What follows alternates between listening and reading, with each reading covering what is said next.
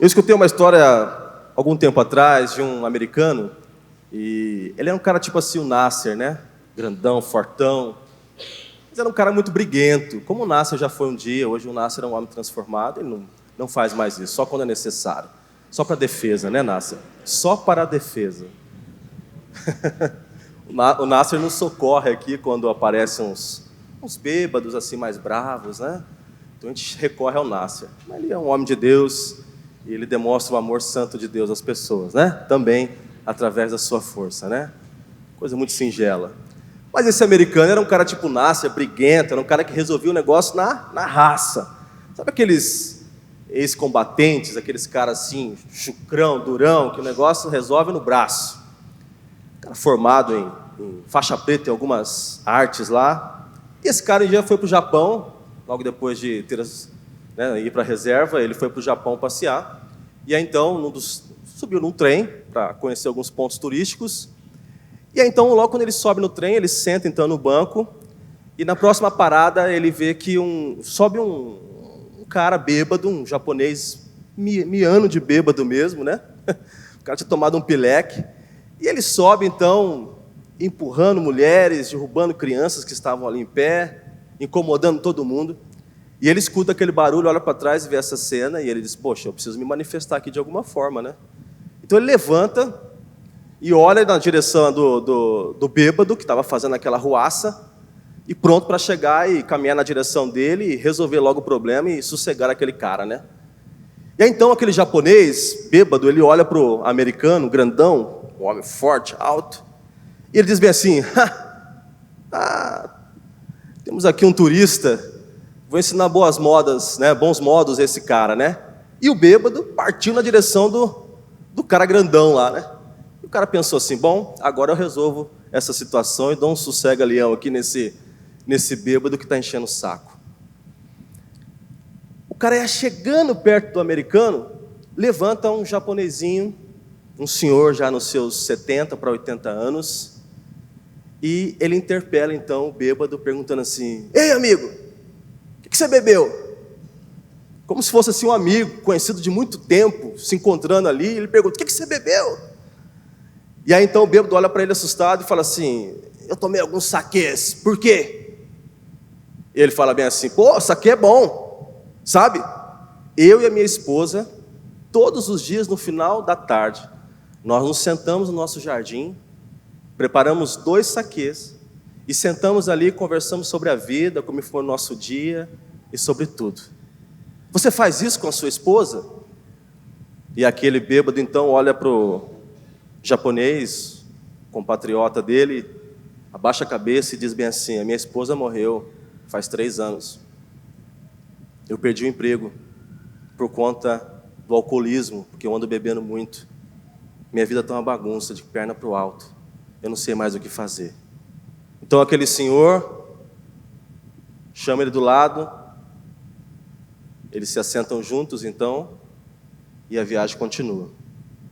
Quando chegou ao final da viagem, onde o rapaz ia descer, o americano ia descer, então ele levantou, e antes de descer no seu ponto, ele olha para trás, e ele vê aquele bêbado, deitado no colo daquele senhor, as lágrimas, soluçando.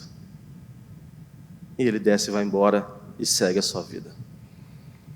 É interessante porque muitas vezes a gente nessa demanda de relacionamentos, a gente não sabe como se comportar e como lidar com certas coisas que acontecem na vida da gente. Eu sei que muitas vezes nós escutamos assim uma coisa que está muito na moda, é uma coisa muito boa, eu não estou dizendo que eu sou contra isso, mas é muito bom, né? Assim, só que a gente confunde, achando que isso é algo novo. Na verdade, isso é algo já milenar. É o que nós chamamos de inteligência emocional. A gente julga que isso é novo, né? Algo assim de 2, talvez uma década para cá, que vem sendo difundido, falado, ensinado. A gente pensa que isso nasceu com um cara chamado Daniel Goleman, ou Coleman, uma coisa assim. Ou então, no tempo de agora, Augusto Cury fala muito sobre inteligência emocional, inteligência na escola e tantas coisas. Isso é muito bom. Você sabe quais são os 5 pilares da inteligência emocional? Alguém lembra aqui? Conhecer as suas emoções é o primeiro pilar. controlar as suas emoções é o segundo pilar. O terceiro pilar é automotivação. O quarto pilar é empatia. E o quinto é saber se relacionar, né, com as pessoas, relacionamentos interpessoais. E é interessante que a gente acha que isso é novo, né, que isso é algo de agora. Mas como eu já disse, isso é muito antigo. E na verdade, a Bíblia, ela já trabalha com essas ideias, que nós podemos chamar de inteligência emocional, de uma forma um pouco mais profunda, de uma forma um pouco mais completa. E, infelizmente, a gente acaba descartando isso e correndo para esses gurus da inteligência emocional, que, por sinal, são muito bons. Por exemplo, inteligência emocional no trabalho. Quem aqui nunca, né, terminando a sua viagem de avião, o avião desce, e aí então qual é a primeira coisa que acontece quando o avião pousa, né, ali na pista de pouso? O que acontece? Automaticamente você vai tirando o cinto, não é isso? E muitas vezes, antes do avião parar, você já levanta para fazer o quê? Para pegar a mala e para aquela fila apertada, para descer logo, porque você está com muita pressa, não é assim? Agora, o que acontece quando a gente tem essa reação? Muitas vezes, ainda quando o avião está taxiando, está encostando ali para ter o acesso às portas, né, a abertura das portas para você descer. A comissária, né, de bordo, ela diz bem assim: senhoras e senhores, o avião ainda está taxiando, por favor, sente-se, afivele seu cinto, espere o avião parar. Não é assim? Não é assim que acontece? Agora, abre um parênteses aqui, rapaz, a pior coisa do avião é esse momento. Eu gosto de sentar lá no fundo, não gosto de sentar na frente, aliás, eu não tenho dinheiro para sentar na frente. Eu não gosto de sentar no meio, porque eu fico pensando assim, se o avião cair, se eu estiver no meio, para onde eu vou correr, né? Então eu sento no fundo, porque eu tenho a impressão que talvez eu vou ter uma chance de escapar, se o avião for cair, eu dou um jeito de escapar por trás, né? É tudo a minha cabeça, né? Não tem jeito de escapar de nada se o avião cair, não é verdade? Mas eu gosto de sentar no fundo, porque algumas vezes, a porta do fundo se abre, né? E aí aquela filona enorme, aí você vira para trás e sai por ali, né? Mas eu escutei uma história de uma situação como essa, o avião ainda taxiando, então as pessoas começaram a se levantar, se movimentar, pegando as suas malas, todo mundo irritado, aquele empurra, e o avião ainda apenas taxiando. E aí a comissária de bordo disse bem assim: ei, estou vendo você. E aí todo mundo caiu na gargalhada, assentou-se nas suas poltronas, fechou os seus cintos, e aí quando o avião realmente parou, eles puderam descer. São situações que nós estamos inseridos, envolvidos, e tantas outras. Como se comportar diante de cada uma delas? Tem um texto de Tiago, capítulo 3, do verso 13 ao 18, que diz bem assim: quem é sábio e tem entendimento entre vocês, que demonstre isso, né, que demonstre por seu bom procedimento, mediante obras praticadas com humildade, que provém da sabedoria. Contudo, se vocês abrigam no coração inveja amarga e ambição egoísta, não se gloriem disso, nem neguem a verdade. Esse tipo de sabedoria não vem dos céus, mas é terrena, não é espiritual, mas é demoníaca. Pois onde há inveja, ambição egoísta, aí há confusão de todas as espécies e males. Mas a sabedoria que vem do alto é antes de tudo pura, depois pacífica, amável, compreensiva, cheia de misericórdia e de bons frutos, imparcial e sincera. O fruto da justiça semeia-se em paz para os pacificadores. Quando eu leio esse texto, e é algo que eu já estudei algum tempo atrás, para mim isso aqui soa como inteligência emocional. Tiago consegue, com simples palavras que podem transformar o nosso cotidiano de todas as formas, em todos os relacionamentos, nos ajudar a entender que essa ideia de inteligência emocional é algo que existe há muito tempo. E que eu e você podemos, com a graça de Deus, vivenciar isso em todos os contextos. Para Tiago, inteligência emocional é saber se relacionar com as pessoas, em todos os ambientes. Vamos pensar um pouquinho no que ele está dizendo ali. Ele fala de duas sabedorias, não é isso? Até o título da minha mensagem é duas sabedorias. Ele fala de duas sabedorias ali. A primeira delas é a terrena, não é isso? Sabedoria terrena, né? Ou falsa sabedoria, talvez numa outra versão da Bíblia. Mas uma sabedoria que parece que tem alguns elementos que não favorecem relacionamentos, mas prejudicam relacionamentos. Ele fala bem assim no verso 15: esse tipo de sabedoria não vem dos céus, mas é terrena, não é espiritual, mas é demoníaca. Você consegue observar três coisas ali distintas? Primeiro ele fala que é terrena. Qual é a ideia de terrena? É que algo que não é espiritual, é algo que é deste contexto aqui. Eu e você sabemos que o príncipe desse século, segundo Jesus dizendo, é o próprio diabo. Ele está falando de algo da natureza caída, ele está falando de algo que o homem perdeu, que é a sua intimidade, a sua ligação com Deus. Então ele está falando de algo que o homem comum, o homem natural produz. Por isso que ele diz que é terrena, é algo daqui. Nós, eu e você, temos essa questão da distinção, né? Céu para a gente está lá em cima e inferno está lá embaixo. Então é por isso que usa esses termos, lá em cima, lá embaixo, aqui na terra.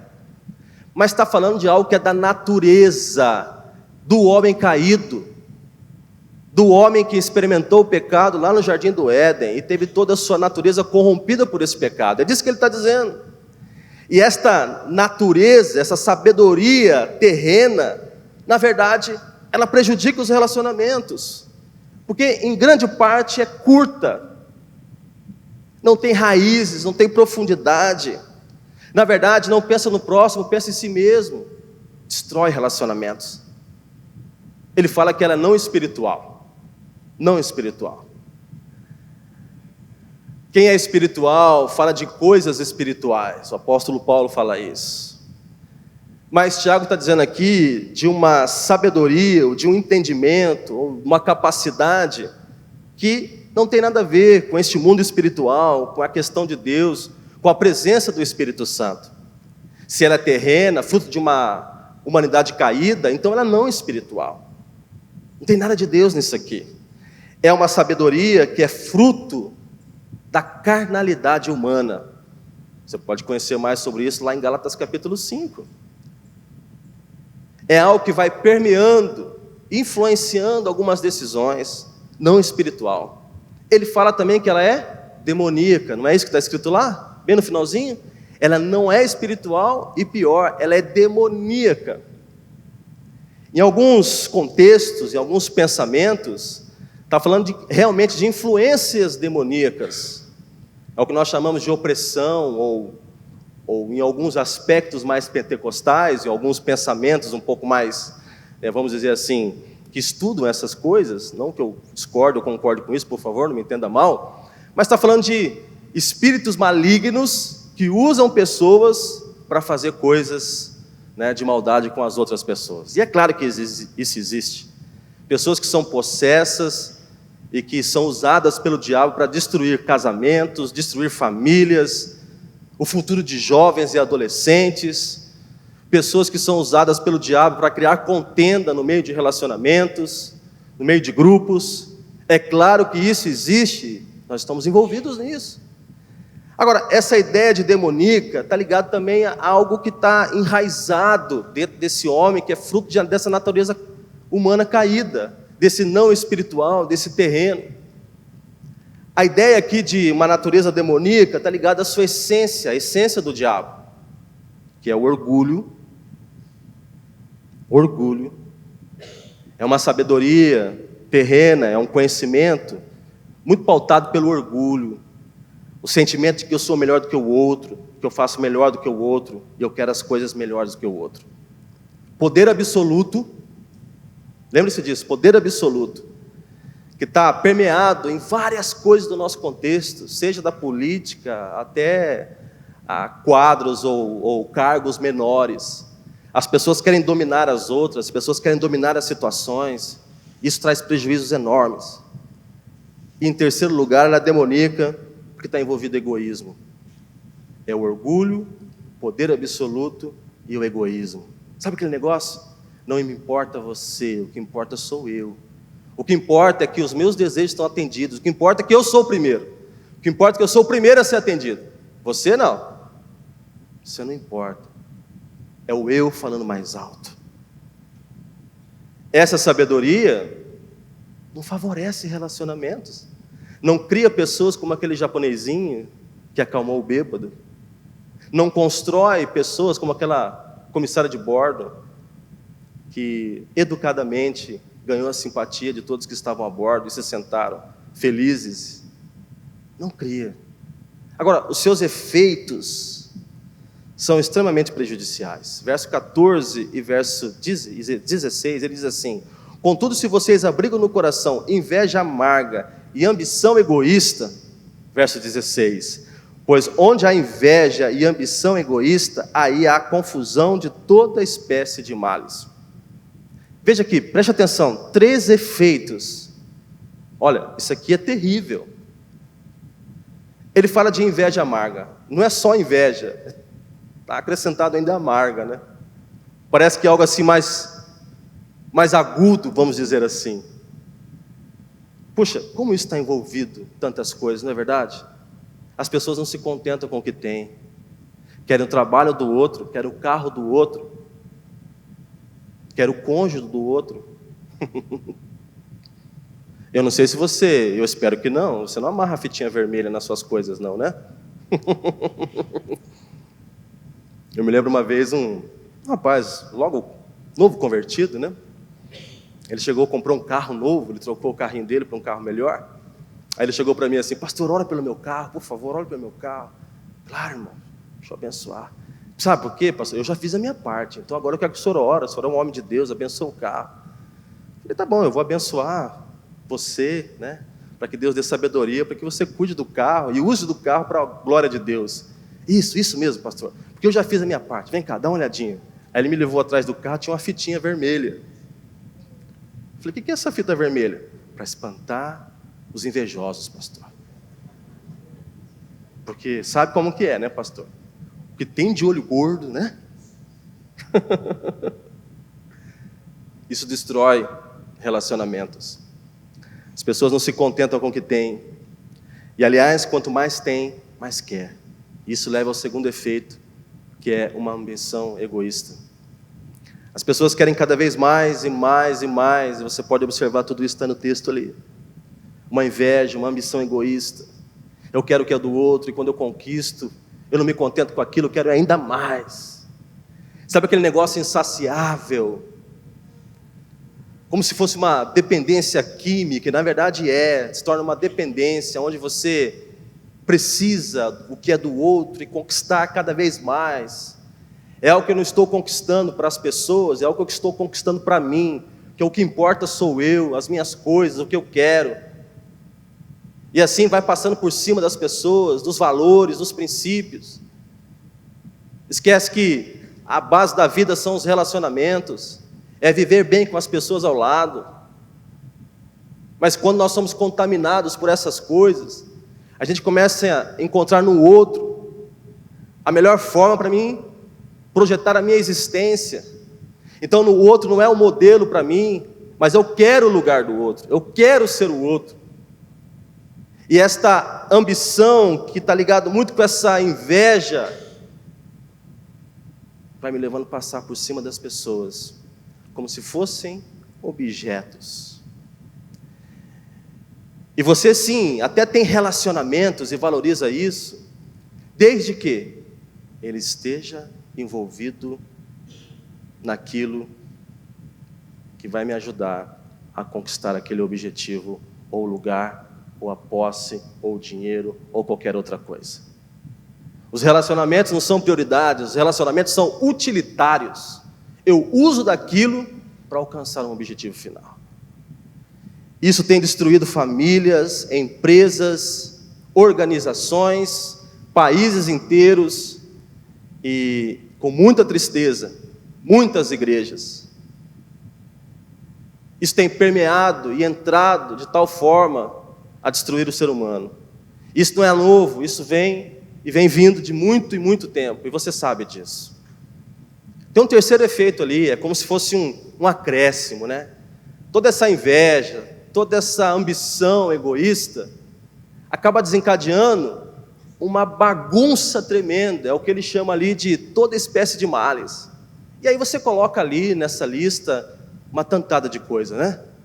Drogas, pornografia, traição, assassinato, tantas coisas, todo tipo de maldade, todo tipo de coisa que tem prejudicado o ser humano.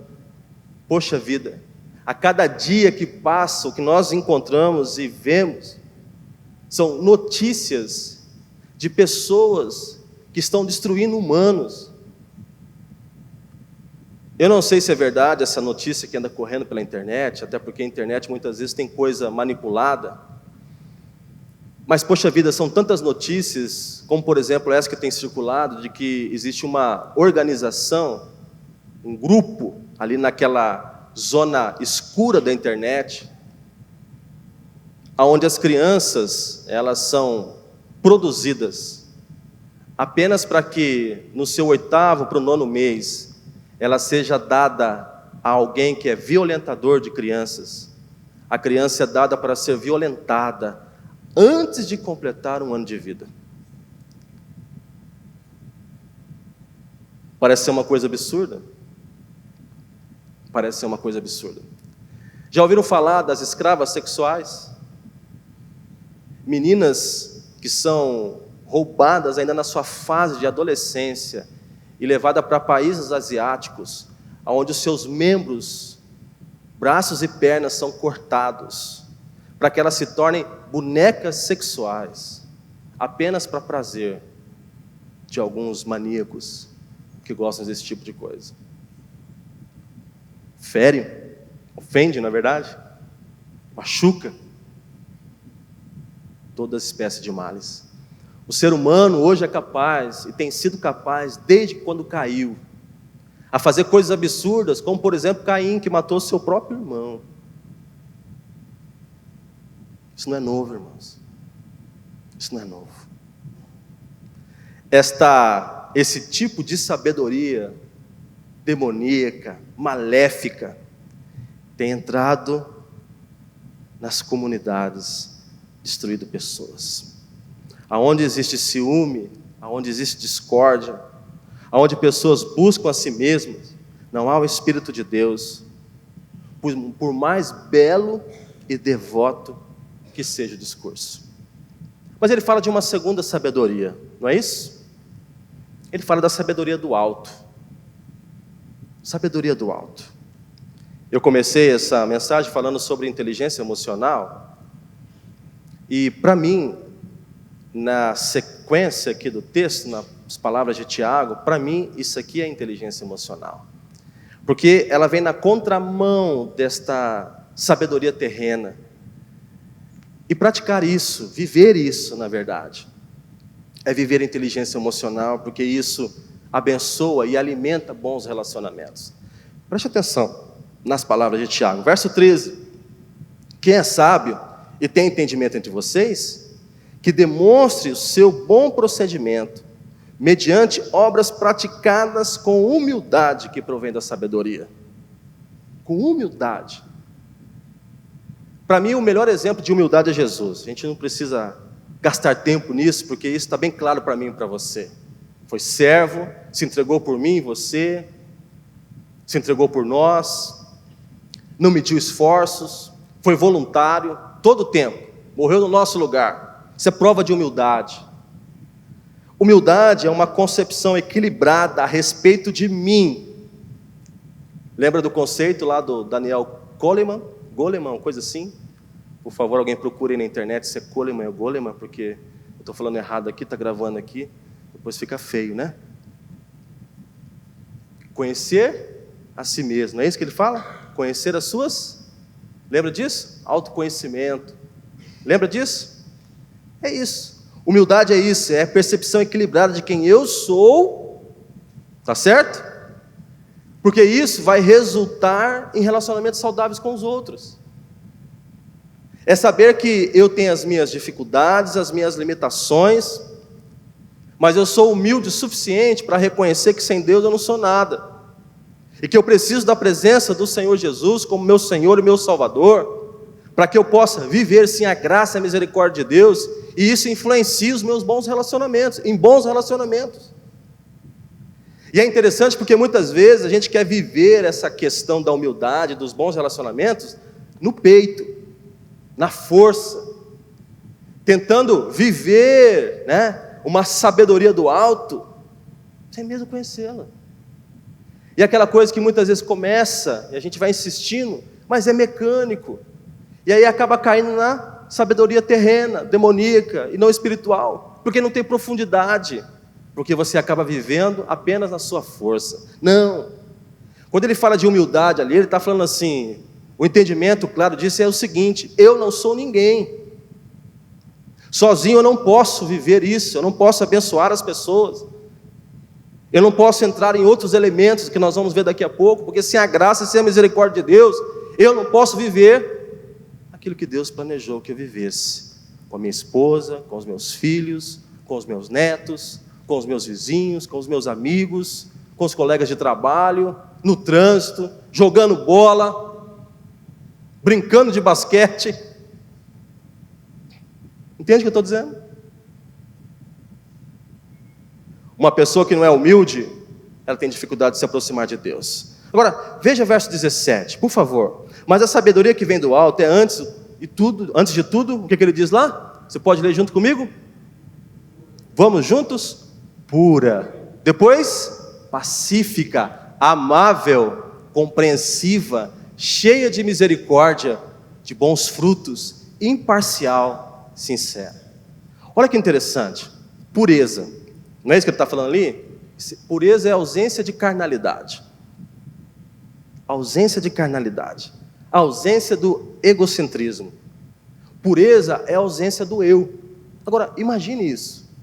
Lá na sua casa. Ausência de você. No que você fala, no que você reage, no seu comportamento. Ausência do eu, isso é pureza. É permitir que o Espírito Santo ajude você a viver o que Deus planejou, não o que você quer. Eu sei que é difícil. Tem dias que parece que, a irritação está no nível elevado, Tem pessoas que têm dificuldade com isso. A irritação, ou então alguns desejos, parece que eleva o grau, sobe a temperatura, Tem dia que é complicado, eu sei disso. Mas quando nós estamos vivendo em Cristo, nós podemos viver sim, esta ausência do eu,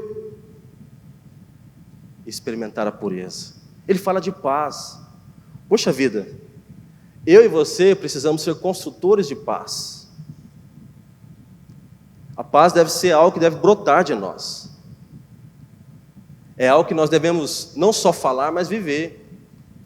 E a Bíblia diz, no que depender de você, tende o quê? Paz com todos. Com todos. Não é só paz aqui na igreja, é em qualquer lugar. No que depender de você, tende paz. O mundo precisa de paz. O mundo precisa de homens e mulheres que são portadores e disseminadores de paz. Ele fala de amabilidade, de amor, de ser amável. Não é isso que está escrito lá? Poxa vida, quantas pessoas estão à nossa volta e são ferroadas todos os dias pela crítica, pela cobrança indevida, por palavras duras, pessoas que estão sofrendo, pessoas que não têm oportunidade de compartilhar isso com ninguém. E eu e você muitas vezes temos a oportunidade de sermos o quê? Amáveis. E a gente muitas vezes se recolhe disso. De estender amor, porque nós fomos amados. Jesus não poupou esforço nenhum para chegar perto daqueles que eram criticados, desprezados, abandonados, deixados de lado. Pelo contrário, ele deixou os religiosos e os políticos e foi andar com o povo que era sofrido, com aquele que foi abandonado por conta de uma doença, por aquele que foi abandonado por sua esposa, Não, Jesus não fez isso, pelo menos não está lá, né? Mas nós devemos fazer isso. Ele faria isso, com certeza. Entende o que eu estou dizendo? Eu e você temos a oportunidade de fazer isso e muitas vezes não fazemos. Cheios de misericórdia. Cheios de misericórdia. É interessante porque a gente tem um limite de perdão, né? A gente tem um limite de perdão. Você não deveria ter esse limite. Até o próprio Jesus, lá em 1 Pedro, ele fala aqui, né? Não existe esse limite, né?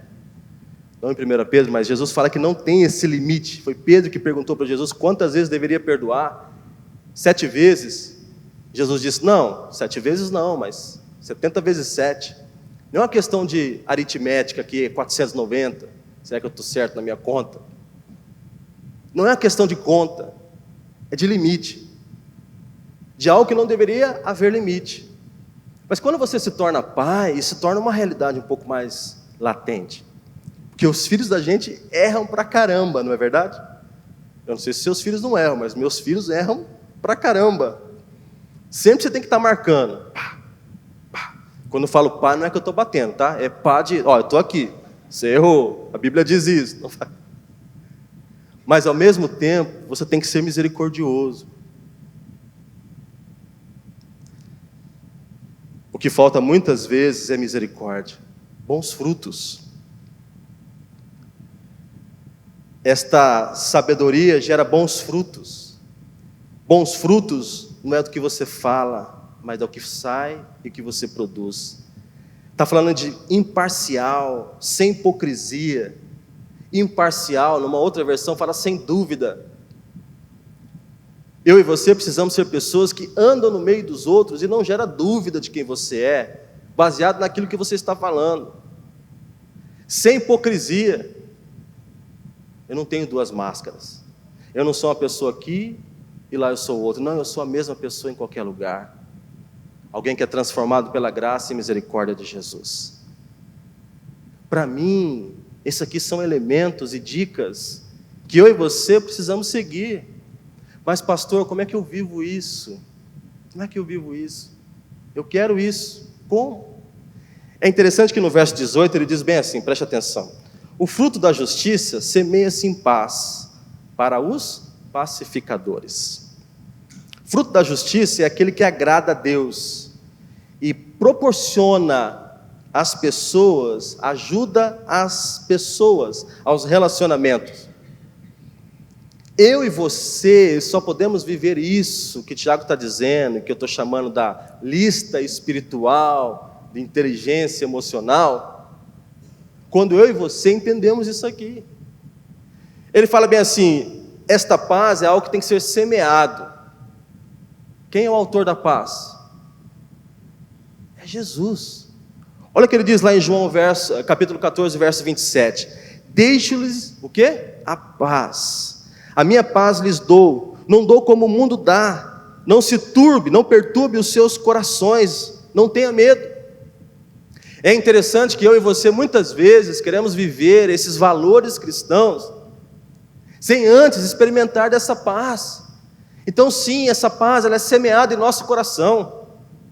E quando eu e você experimentamos do autor da paz, que é Jesus, como Senhor e Salvador da nossa vida, aí então nós temos o quê? A parceria dele, para viver essa pureza, essa humildade, perdoando, sendo verdadeiro, não andando em hipocrisia, tendo bons frutos, e não frutos como de Gálatas, frutos que são seus frutos, sendo amáveis com as pessoas, procurando conviver bem, aonde quer que você esteja. Esse Jesus precisa ser o autor da nossa paz, e essa paz é semeada em nossos corações. E eu quero dizer algo para você que está aqui nesta manhã, que talvez ainda não tomou ciência disso, ainda não tem o autor desta paz como seu Senhor, que ainda não permitiu que essa paz inundasse o seu coração. Eu quero dizer uma coisa para você, não tem como viver essas coisas que Tiago está dizendo nos versículos anteriores, sem que você entregue o teu coração a Jesus, sem que a paz que excede todo entendimento, sem que o autor da paz possa inundar a tua vida com a presença dele, capacitando você a viver isso que Tiago está dizendo. Não tem como, não se engane, não engane seu coração, não crie artifícios, não dê ouvidos ao diabo, que muitas vezes está dizendo a você que você não precisa fazer isso. A palavra de Deus está dizendo isso. Sem viver, sem que o autor da paz, se ele não viver em você como seu Senhor e Salvador, não tem como. Você vai tentar viver esta sabedoria do alto, mas muitas vezes vai se pegar vivendo essa sabedoria de baixo ou terrena. Se você ainda não o fez, você deveria entregar a tua vida a Jesus como Senhor e Salvador, para que você experimente dessa paz e viva isso. Agora, em segundo lugar, pensando nessa ideia, é que se você já tem Jesus como seu Salvador e essa paz já reina em você, então você deveria ser um multiplicador dessa paz. Você deveria ser alguém que onde quer que coloque os teus pés, seja alguém pacífico. Pacífico expressando a glória e a graça de Deus através daqueles pontos como pureza, humildade, boas obras, amável, misericordioso, verdadeiro, sincero. Deveria. Porque onde você vai como pacificador, as pessoas veem Jesus em você. E mesmo nas suas limitações, elas enxergam alguém que está andando com o Mestre. Você deveria ser um portador e um multiplicador dessa paz, porque as pessoas que estão à tua volta estão sofrendo pela ausência da presença de Deus. Querem sim viver bem com as pessoas, mas não conseguem, porque estão vivendo baseados em seus próprios entendimentos e muitas vezes influenciados por uma sabedoria terrena. Mas você conhece a palavra de Deus e pode ser esse instrumento de multiplicação dessa sabedoria do alto, ajudando as pessoas a viver bem com todos, em qualquer lugar. Vamos orar. Feche os seus olhos.